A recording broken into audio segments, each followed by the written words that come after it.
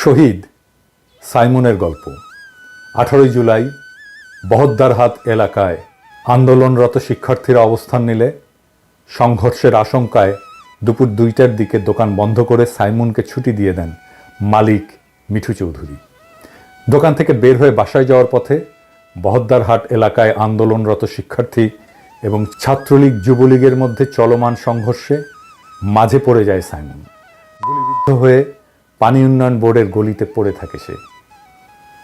পরে স্থানীয়রা অচেতন অবস্থায় পড়ে থাকা সাইমনকে উদ্ধার করে চট্টগ্রাম মেডিকেল কলেজ হাসপাতালে নিয়ে গেলে চিকিৎসকরা তাকে মৃত ঘোষণা করেন। তার বুকে আর পিঠে 2টি চিহ্ন দেখা যায়। সাথে কোনো আইডি কার্ড বা মোবাইল ফোন না থাকায় তার পরিচয় প্রথমে শনাক্ত করা যায়নি।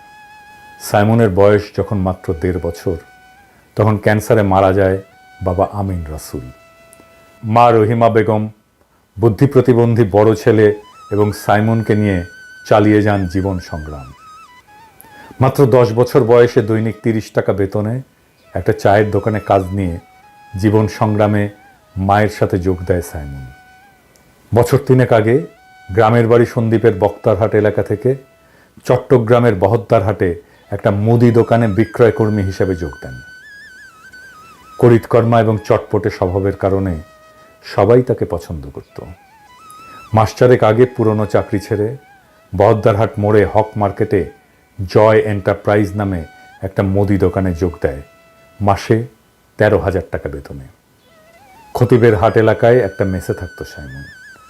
মাসে 1-2বার ছুটি পেলে বাসায় আসত। সকালে সন্দ্বীপ থেকে পিঠাপুলি নিয়ে এসেছিলেন তার মা। তার খালা ফ্রিজ থেকে গরুর মাংস বের করে রেখেছিলেন। সাইমন নাকি পিঠা খুব পছন্দ করত। মা ছেলের জন্য পিঠা এনে মৃত ছেলের লাশ নিয়ে ফিরে যান সন্দ্বীপে।